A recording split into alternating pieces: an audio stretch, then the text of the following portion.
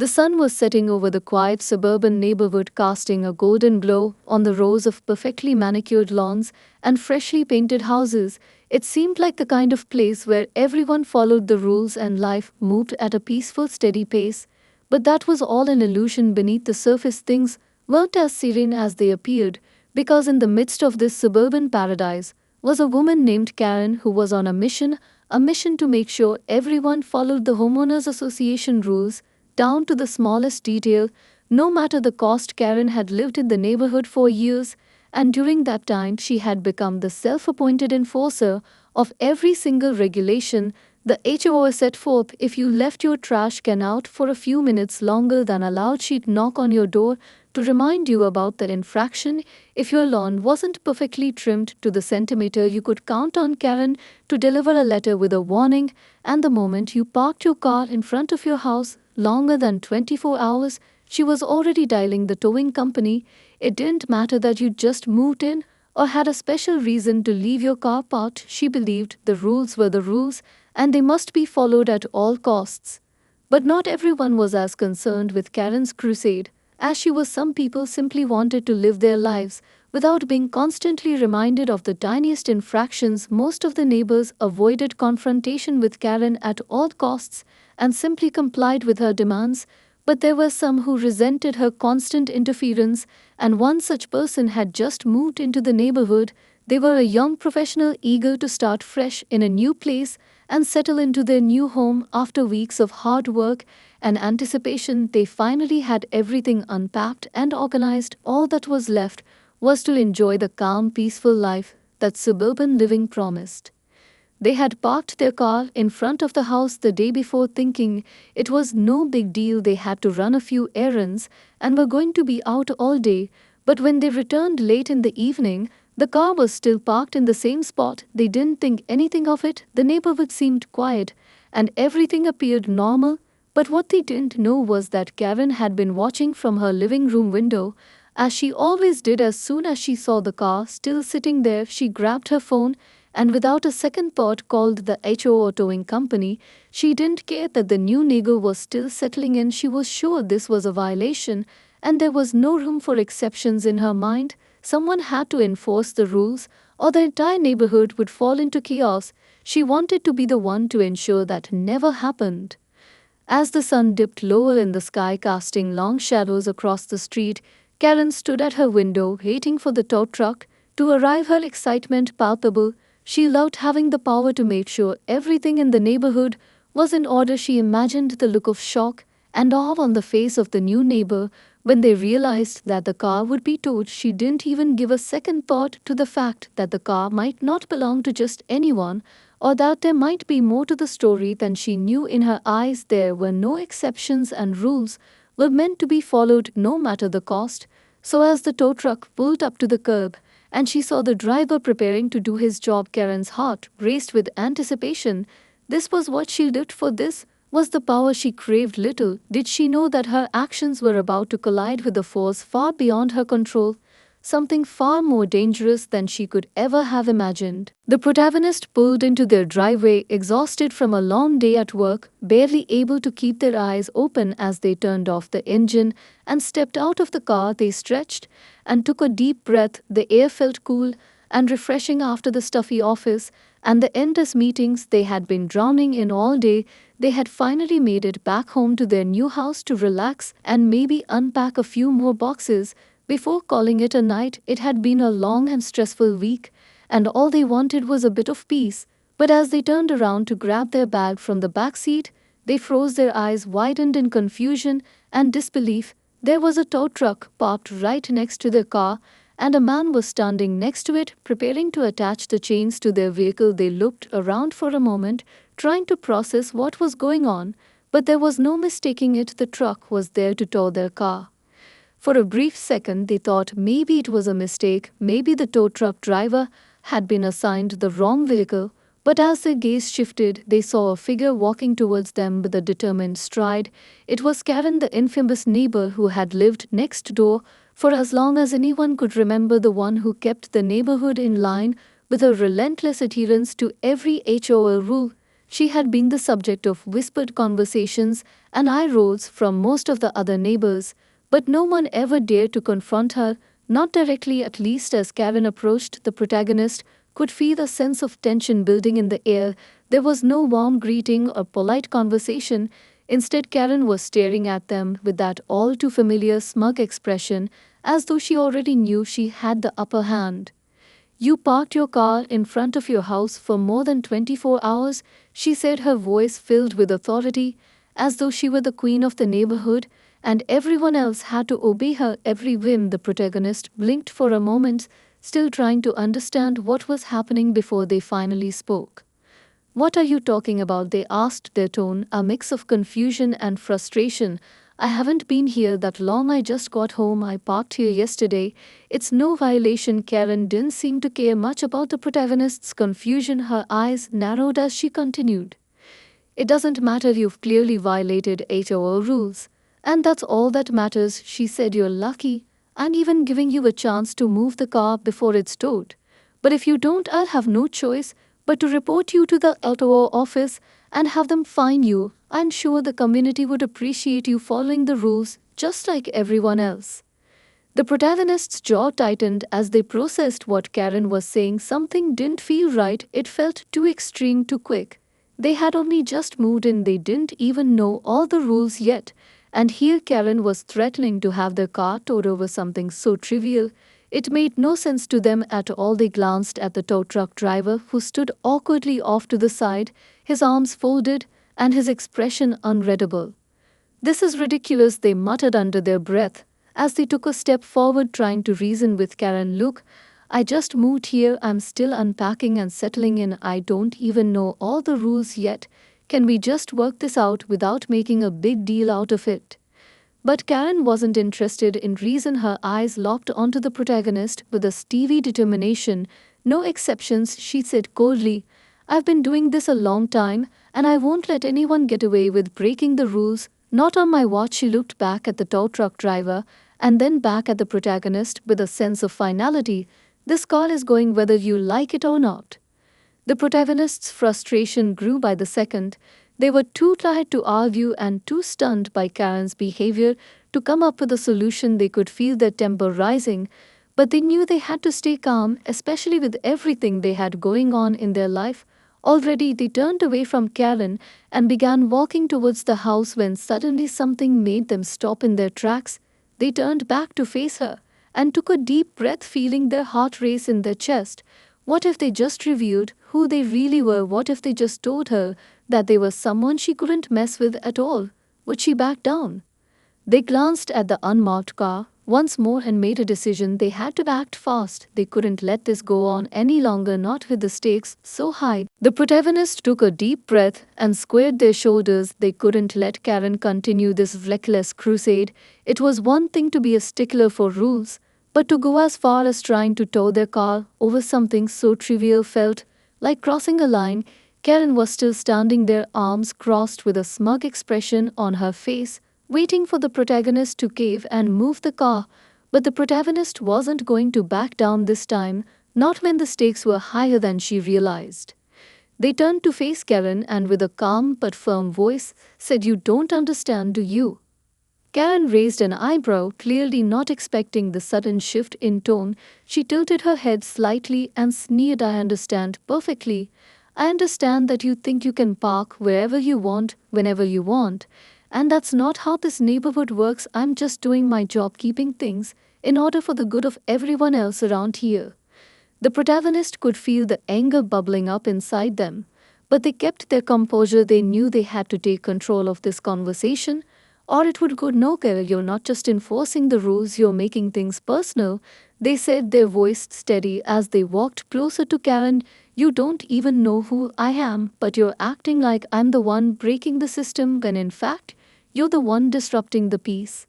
Karen rolled her eyes, clearly uninterested in what the protagonist had to say. "You're a new neighbor, and you think you can come in here and make excuses for your bad behavior," she said dismissively. "You're just another person who thinks the rules don't apply to them." The protagonist took another step forward, their patience wearing thin. "This car isn't just any car," they said slowly. I'm not just another person you're messing with here. Karen let out a small laugh. Clearly, she thought the protagonist was trying to bluff or make some empty threat, but she wasn't prepared for what was coming next. The protagonist reached into their jacket pocket and pulled out their FBI badge, holding it up, so Karen could see it clearly. The moment the light from the setting sun hit the metal, it seemed to shine brighter than anything else around them. Karen's eyes went wide, and her expression instantly shifted from smug certainty to stunned disbelief. "This is an FBI vehicle," the protagonist said calmly.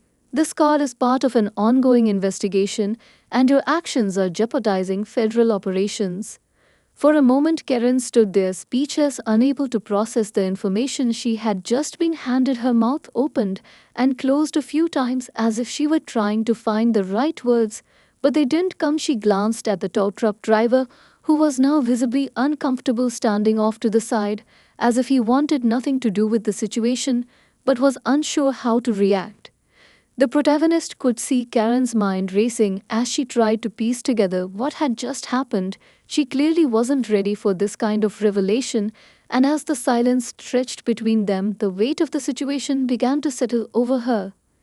"You work for the FBI," Karen stammered, her voice much quieter than before, as she took a cautious step back, her posture no longer full of the bold confidence she had displayed earlier.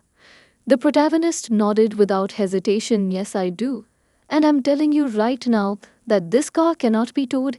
It's essential to an ongoing investigation, and if you try to tow it, you'll be facing serious consequences, not just from the FBI, but from the law itself."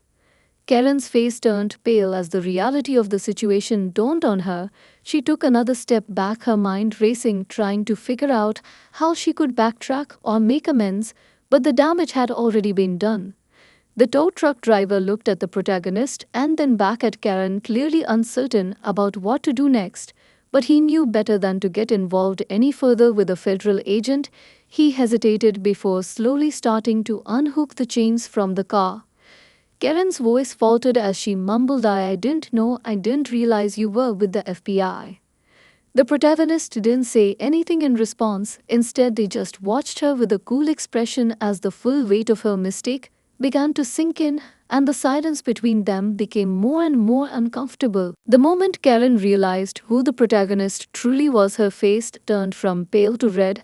As her mind raced, trying to grasp what was happening, she opened and closed her mouth a few times like a fish out of water, her eyes darting between the FBI badge in the protagonist's hand and the tow truck driver, who was now slowly stepping away from the car, unsure what his next move should be. Karen took another shaky step back, as if trying to create some distance between herself and the reality of her mistake.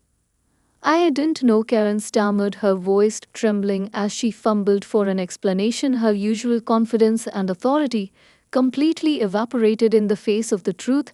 "I didn't realize you were with the FBI. I thought I was just doing my job, trying to keep the neighborhood in line." She tried to justify herself, but the words came out weak and desperate, as if she was trying to convince herself more than anyone else. The protagonist stood there silent, their eyes fixed on Karen, watching her unravel piece by piece. The smug confidence that had once defined her, now replaced by a flurry of panic and regret. It was almost hard to believe that the woman standing in front of them was the same person who had been so eager to enforce the smallest HOA rule just minutes earlier. Now she looked like a deer caught in headlights, her voice barely above a whisper. "I didn't mean any harm," she muttered. "I was just trying to keep things orderly in the neighborhood. You know the HOA rules. They're very strict, and I've been working hard to make sure everyone follows them." The protagonists shook their heads slowly. They couldn't believe how quickly Karen's attitude had shifted from one of self-righteousness to one of utter fear, but at the same time they couldn't help but feel a sense of satisfaction. This was a moment of power, but it wasn't one they had sought out. It was a moment that had been thrust upon them because of Karen's reckless actions. "Karen, I don't care about your HOA rules," the protagonist said, their voice firm but not unkind. "I don't care about your neighborhood politics or whatever it is you think you're protecting. All I care about is that you just put my investigation at risk, and you almost got my car towed which could have been catastrophic for a lot of people, not just you. Karen's face paled even more, her hands trembling at her sides. She took a deep breath, as if trying to steady herself, but the fear in her eyes was impossible to hide. "I am sorry," she whispered, her voice cracking slightly. "Please, I didn't mean to mess things up. I just thought it was the right thing to do. I wasn't trying to get you into trouble or anything." The protagonist stepped closer to her, still holding their badge out, so she could see it clearly. "You need to understand how serious this is," they said. "I'm part of an operation that involves sensitive information, and I'm working on something that could affect a lot of people. You don't get to just decide who's breaking the rules and who isn't without considering the bigger picture." Karen nodded quickly like a child being reprimanded. She muttered something unintelligible under her breath, her gaze dropping to the ground as if ashamed of her own actions. She knew there was no excuse for what she had done. She had crossed a line, and now there was no way to undo the damage. For a moment, the protagonist let the silence stretch between them, letting Karen stew in her own guilt. They had the power to make things difficult for her, to turn her life upside down if they wanted, but they didn't need to do that, not when it was clear that she already understood the gravity of her mistake. After what felt like an eternity, the protagonist finally spoke again. "Listen, Karen, I'm not here to ruin your life. I'm not here to cause problems, but you need to realize that you can't just go around making decisions like this, especially when you have no idea what you're dealing with," they said, in a tone that was calm but left no room for argument. "You crossed a line, and I'm letting you go with a warning, but don't ever pull something like this again." Karen nodded quickly, still not looking up, tears welling in her eyes. She was ashamed and embarrassed, and for the first time in a long while she didn't know how to get herself out of the mess she had created. "Thank you," she whispered, barely audible, her voice thick with emotion. But the protagonist wasn't interested in hearing her apologies. They had already said what needed to be said, and now it was time to move on. As they turned away to walk back toward the house, Karen stayed frozen in place, still trying to process what had just happened. All the while, the tow truck driver quietly loaded the chains back into the truck and drove off without another word, leaving Karen to deal with the consequences of her actions alone. As the tow truck drove away and the sound of its engine faded into the distance, the protagonist stood silently watching Karen, who was still frozen in place, her shoulders slumped and her hands trembling slightly. She was no longer the confident woman who had barged onto the scene with such certainty. Now she looked like someone who had just realized how badly she'd messed up. But despite the satisfaction of knowing that Karen had been put in her place, the protagonist couldn't help but feel a lingering sense of unease. There was something about this entire situation that didn't sit right. The confrontation had been tense, but the consequences for Karen had been relatively small, a warning and an embarrassing moment in front of the neighbors. But for the protagonist, it had been far more serious. They had barely kept their cool in that moment, and it hadn't been easy to stay calm, especially knowing how close Karen had come to sabotaging their entire investigation. The protagonist took a deep breath and made their way back to the front door. They didn't have time to dwell on the incident too much. Their work wasn't done, and they had more pressing matters to focus on. But the nagging feeling in the back of their mind wouldn't go away. They glanced back at Karen one last time, who was now standing motionless, staring at the ground, her face flushed with embarrassment. She hadn't even noticed the protagonist leaving. As they disappeared into the house, they couldn't shake the feeling that Karen's behavior wasn't just a random act of overzealous rule following. Something about her actions seemed deliberate, and that thought gnawed at the protagonist like a persistent itch that couldn't be scratched. Inside the house, the protagonist dropped their bag on the couch and ran a hand through their hair. They felt the weight of the day settling on them, the adrenaline from the confrontations still rushing through their veins. But now the exhaustion was starting to hit hard. They sank into the couch and leaned back, closing their eyes for a moment, trying to shake off the lingering tension that had been building up throughout the encounter. Their phone buzzed on the coffee table, and they reached for it without thinking, glancing down at the screen to see a new message from their partner in the field. The message was simple but to the point. "We have a lead on the suspect. It's time to move." The words hit the protagonist like a punch to the gut. They had been so focused on dealing with Karen that they had almost forgotten about the bigger picture, the investigation, the real reason they had moved to this neighborhood in the first place. They had been working undercover for months, and despite the constant risk and pressure of balancing both their professional and personal lives, now things were starting to get real. They couldn't afford to get distracted, not now when they were so close to finding out what had been happening in this neighborhood. They stood up quickly, shaking off the last of the tension, and grabbed their jacket. It was time to focus. They couldn't let their run-in with Karen throw them off course. But part of them still wondered why she had acted the way she did. Had she been working with someone else in the neighborhood? Had she been tipped off to the investigation? Or was she just really that obsessed with following the rules? The thoughts were interrupted by a knock at the door, and the protagonist froze for a moment.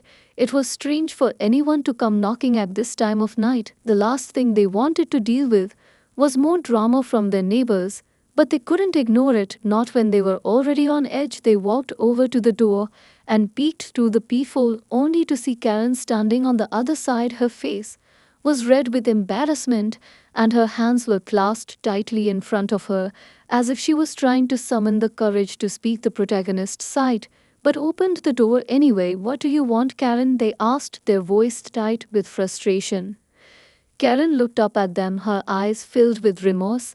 "I just wanted to apologize," she said, her voice shaky and unsure. "I didn't mean to cause you any trouble. I was just trying to do what I thought was right. But I see now that I messed up. I was wrong, and I'm really sorry." The protagonist stared at her for a moment, not sure what to say. It was clear she felt genuinely regretful. But that didn't erase what she had done. She had put everything at risk with her reckless behavior, and they couldn't just forget that. No matter how sorry she seemed in the moment, but still there was something about her vulnerability that made them hesitate for a second. Part of them wanted to brush her off and tell her to leave, but another part of them wondered if there was more to her story than they realized. Maybe she was just a pawn in something much bigger than her. After a long pause, the protagonist spoke. "It's too late for apologies, Karen," they said calmly but firmly. "What you did today was dangerous, and you need to understand that you can't just interfere with things you don't understand. But I'll let you go for now. Just don't come near my car again, or there will be consequences." Karen nodded quickly. "I understand," she said, her voice barely above a whisper, and without another word, she turned and walked away. The protagonist watched her disappear into the night, and as the door closed behind them, they couldn't shake the feeling that this wasn't the last time they'd be dealing with Karen. The protagonist stood there for a moment, staring at the door, their hands still resting on the knob. They had no desire to open it again, but something inside told them that this wasn't the end of Karen's involvement, not by a long shot. The way she had looked at them after the apology wasn't one of genuine regret. It was more like she had been holding back something, a secret, a piece of information she wasn't ready to share yet. But the protagonist couldn't worry about that now. They had more pressing matters to focus on. The message from their partner was still fresh in their mind, and the urgency it carried was undeniable. They grabbed their phone again, quickly texting back, "Got it, moving out now." After sending the message, they took a deep breath and grabbed their keys. The weight of the day was catching up with them, but they couldn't afford to pause, not with everything on the line. As they made their way out to the car, their mind wandered back to Karen and her strange behavior. Had she been trying to protect something or someone, or was she simply acting out of misguided authority? Whatever the reason, she had crossed a line that couldn't be ignored, and the protagonist couldn't shake the feeling that this neighborhood was more than it appeared on the surface. Everything had been too neat, too controlled, too perfect, and Karen's over-the-top enforcement of the rules only made things more suspicious. They had to admit it now, but they were on the move. They had the instinct that this small suburban neighborhood was somehow connected to their investigation, the one they had been working on for months. But how did it all fit together? They started the car and pulled out of the driveway, glancing back once more at Karen's house. Her lights were off now. The street was silent except for the soft hum of their engine in the quiet night. Something about that silence felt off, like everything was holding its breath, waiting for something to happen. The protagonist focused ahead, determined to push those thoughts aside. They had bigger things to worry about right now. As they pulled into the parking lot of a nearby warehouse, A cold shiver ran down their spine. It wasn't the weather, it was the feeling of being watched. They stepped out of the car and quickly made their way toward the entrance of the warehouse. The place had always felt like a dead zone, a forgotten relic of a time when the neighborhood had been more industrial, but tonight it felt different. Something was off. They paused for a moment and scanned the area. There was no one in sight, but the hairs on the back of their necks stood up anyway. The air felt thick with tension, like the calm before a storm. As they reached the door to the warehouse, the protagonist hesitated for just a second, their instincts telling them to slow down, but they pushed the feeling aside and stepped inside. The place was dark and musty, smelling of stale air and old machinery. They flicked on their flashlight and swept the beam across the room, immediately spotting their partner crouched in the corner waiting. "You're late," the partner said without looking up, but there was a hint of urgency in their voice. "We've got a problem." "What kind of problem?" the protagonist asked, already on edge. The partner stood up slowly, their expression grim. They glanced around the room before speaking in a low voice. "They're on to us. Someone in the neighborhood tipped them off. We're being watched." The words hit like a punch to the gut. The protagonist's heart skipped a beat. They had been so focused on Karen and the tension that had been building in the neighborhood that they hadn't realized just how close they were to being compromised. "How do you know they're onto us?" the protagonist asked, their voice tight with disbelief. "Because I've been following Karen," the partner said. "She's been acting weird lately, even before you showed up. And now she's meeting with someone every night at that same spot behind her house. I think she's working with someone, and I don't think it's just an HOA thing anymore. She's involved in something bigger." The protagonist felt their stomach drop at the thought. They had suspected Karen was hiding something, but now it seemed like their hunch was right. It was more than just a petty HOA dispute. There was something darker lurking beneath the surface of this seemingly perfect neighborhood, something that could derail everything they had been working on. "What do we do now?" the protagonist asked, their mind already racing with possible plans of action. "We wait and watch," the partner replied. "We need to see who she's meeting with and how deep this thing really goes, but we can't let her know we're onto her, not yet."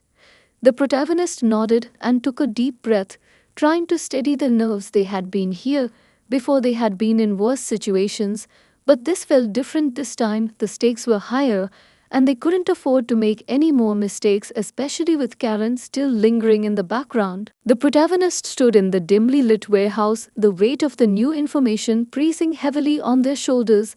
The partner's words echoed in their mind. Karen wasn't just a nosy neighbor, she was a player in something much bigger than they had imagined. The feeling of being watched still lingered in the air like a shadow that refused to leave. They glanced around the warehouse once more, making sure they were alone, before turning their attention back to the partner, who had already begun reviewing a stack of documents on the makeshift table. "We need to act fast," the protagonist said, their voice low and focused. "Whatever Karen is involved in, it's bigger than we thought, and if she's meeting with someone behind her house, then it's just a matter of time before it all unravels. She's not just an isolated problem anymore. We've got a full-blown situation on our hands." The partner nodded grimly, flipping through the papers in their hands as they searched for something specific. "If we're going to make a move, we need to get solid intel first, without typing off anyone in the neighborhood. The last thing we want is for Karen to suspect that we're onto her. We'll have to get closer to her without raising any red flags." The protagonist clenched their fists, slightly feeling the pressure building up with each passing second. They had always prided themselves on staying calm under pressure, but this time was different. This wasn't just about doing their job. This was personal. They had come to care about their cover identity and the people they were protecting, but Karen was starting to blur the lines. She had already caused too many problems, and now the fear of being exposed was creeping in.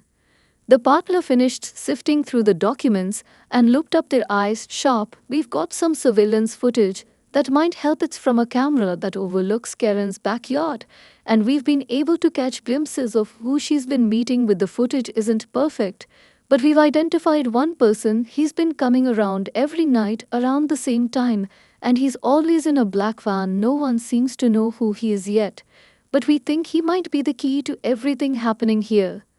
The protagonist felt a chill run down their spine at the mention of the black van. They had seen it once or twice parked in the neighborhood, but had never paid it much attention. But now it seemed like it was central to the whole investigation. If Karen was involved with someone using a van for these secretive meetings, then it could mean that the operation was much larger than just a few rogue individuals. There was something organized about this, and that made it more dangerous. "What's our next move?" the protagonist asked, their voice steady despite the tension building inside them. "We need to follow the man in the van," the partner replied. "We'll have to be discreet, but if we can track him and figure out where he's going or who he's meeting, we might be able to break this whole thing wide open. But we have to be careful. We don't know who's involved in this yet, and we can't afford to tip anyone off." The protagonist nodded, determined to follow through. They couldn't let fear dictate their actions. Now they had already come this far, and there was no turning back. They turned and walked toward the exit of the warehouse, taking one last look at the partner. As they spoke, "Just be ready, this might get ugly fast." The partner gave a small nod of agreement as the protagonist stepped back into the night. The cool air hit their face like a slap, but it was a welcome feeling. It helped clear their mind as they slipped into their car and drove toward Karen's neighborhood. Once again, their mind was racing with the possibilities. What if Karen wasn't just meeting someone in secret, but what if she was working with someone in the neighborhood too? What if this was a much deeper operation than anyone could have predicted? And if that were the case, how many people in the community were involved? How many were in on it? The protagonist parked a few streets away from Karen's house, staying in the shadows as they waited for any sign of movement from the house. They didn't know exactly what they were looking for, but they knew they had to be patient, they had to be careful, because if they were seen, it would all be over. Everything they had worked for would be in jeopardy. Minutes passed, then an hour, and the protagonist started to feel the weight of the waiting settling in. The neighborhood was still and quiet. The only sounds were the occasional rustle of leaves in the wind or the distant hum of traffic.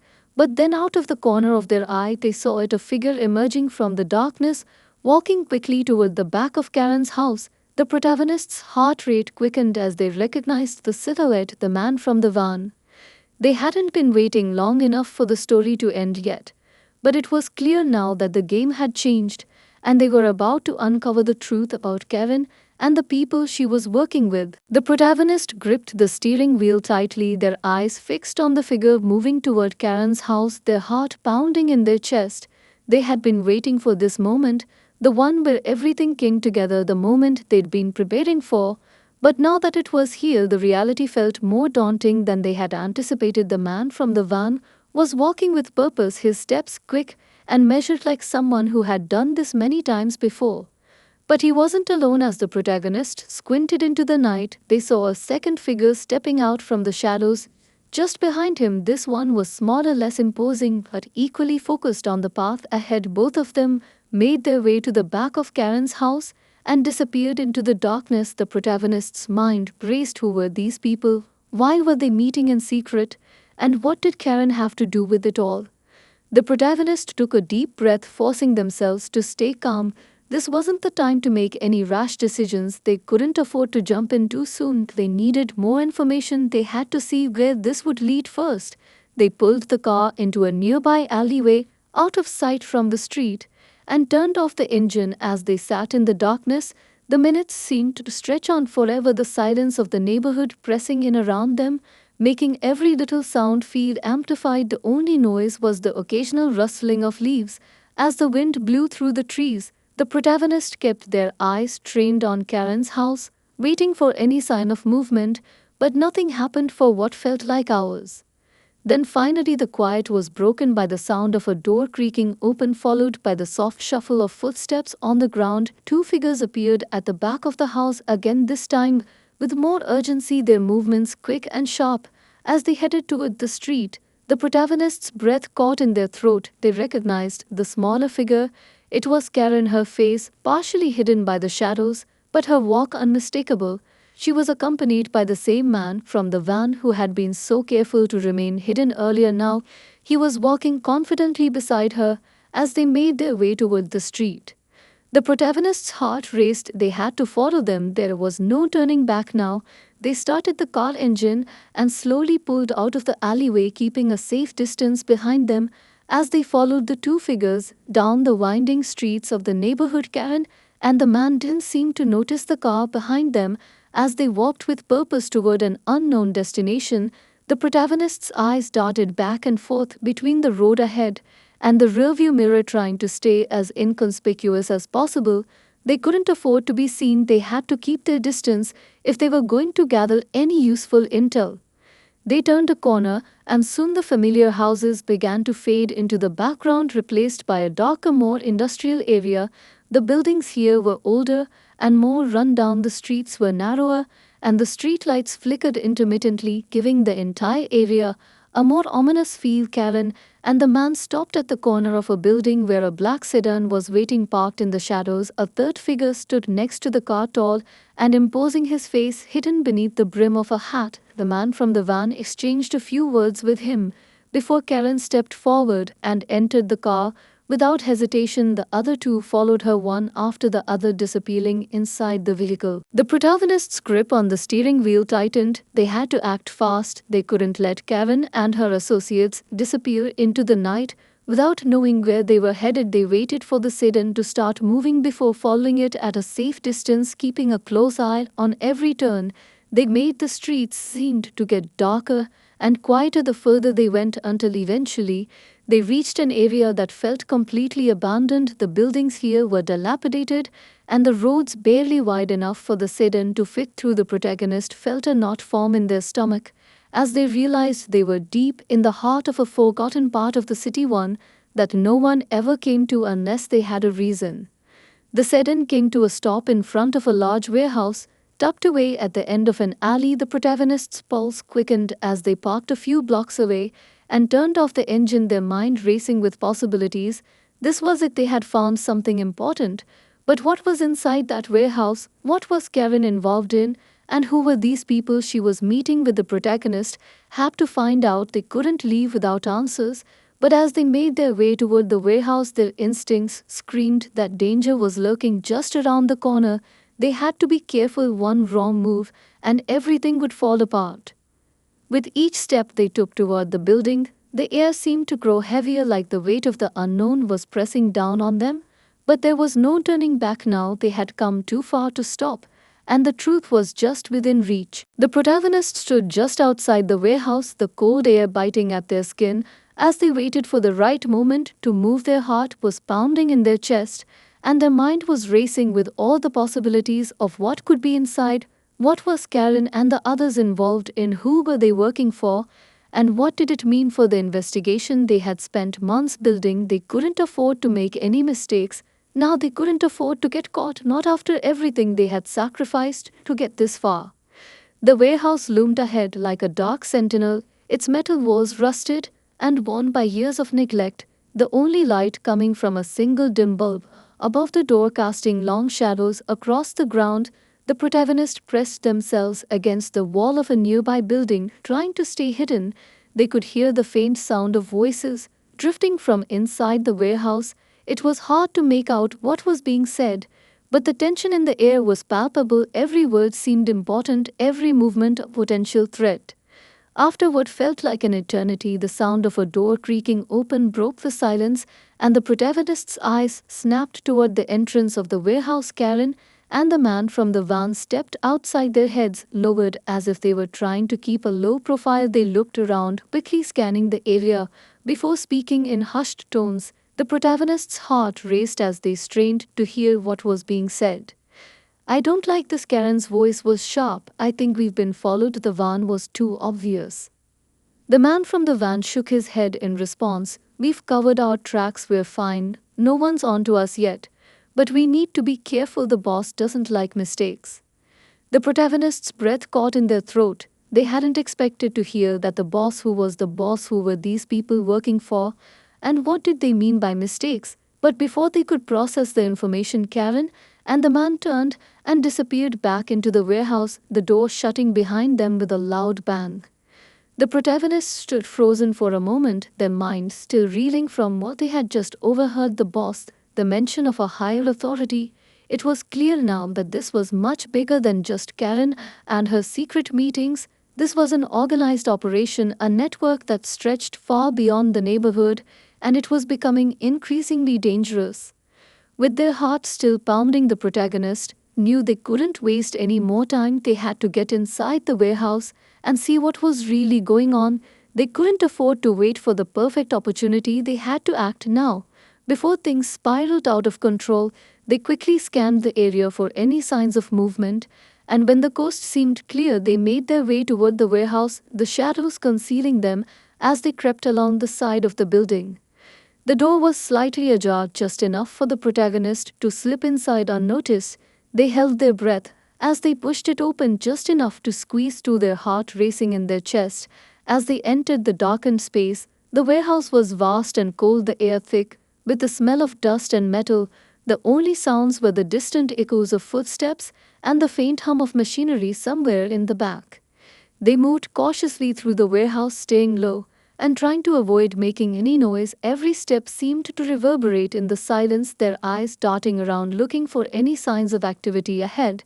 They spotted a few crates stacked high in the corner and decided to hide behind them to get a better look at what was going on. Peeking around the edge of the crate, the protagonist saw Karen and the man from the van standing with several other figures in the middle of the warehouse. They were talking in hushed tones, their expressions serious. The protagonist couldn't make out all the details, but they could see that there was a tension in the air. Something wasn't right. Suddenly, one of the figures turned, and the light caught their face, revealing a familiar expression. It was a face the protagonist had seen before at the last meeting in the field, a man who had been on the other side of the investigation, the leader of a criminal group involved in large-scale operations. The realization hit like a ton of bricks. This wasn't just a neighborhood dispute. This wasn't a case of petty crime. Karen had been swept up into something much darker, much more dangerous. The protagonist felt a surge of adrenaline as they realized the full scope of the situation. They had been right all along. The neighborhood was just the surface. There was an entire operation underfoot, an underground network operating right beneath their noses, and they were about to take down the whole thing. But the closer they got to the truth, the more dangerous it became, and they knew that their every move would be watched from this moment on. As they prepared to gather more intel, the door to the warehouse suddenly slammed open. A figure entered the space, and the conversation stopped. The protagonist's heart skipped a beat. They didn't recognize the new arrival, but they could tell by the reaction of the group that this was someone important. The man in charge spoke up immediately. "You're late. Where's the shipment?" The tension in his voice palpable. The protagonist's eyes narrowed. They had to stay focused. They had to get the answers they came for. They couldn't let this opportunity slip away.